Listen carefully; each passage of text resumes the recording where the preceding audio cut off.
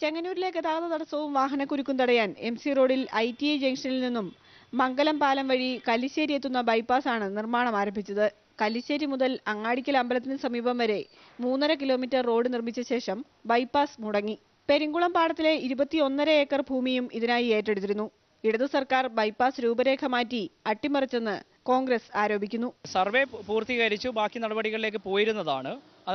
ഈ പറയുന്ന പോലെ 3.5 കിലോമീറ്റർ പൂർത്തീകരിച്ചതിന് ശേഷം ബാക്കി നടപടികൾ ചിട്ടയായി പൂർത്തീകരിക്കുന്നതിന് മുമ്പായിട്ട് സർക്കാർ മാറിയതുകൊണ്ട് ഇത് സംബന്ധിച്ചുള്ള തുടർ നടപടികൾ ഉണ്ടായില്ല.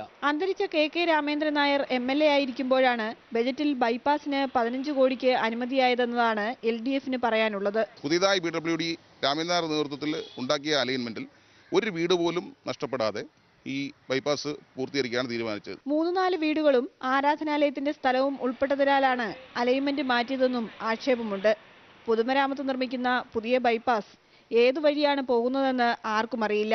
ചെങ്ങന്നൂരിലെ ഗതാഗതക്കുരുക്ക് അഴിക്കാൻ ലക്ഷ്യമിട്ട് നിർമ്മിച്ച ബൈപ്പാസിന്റെ നിർമ്മാണം 3.5 കിലോമീറ്റർ മാത്രമാണ് പൂർത്തിയായത്.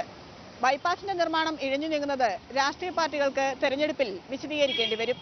ക്യാമറമാൻ വിഷ്ണു പ്രസാദിനൊപ്പം P. വിദ്യ, മാതൃഭൂമി ന്യൂസ്, ചെങ്ങന്നൂർ.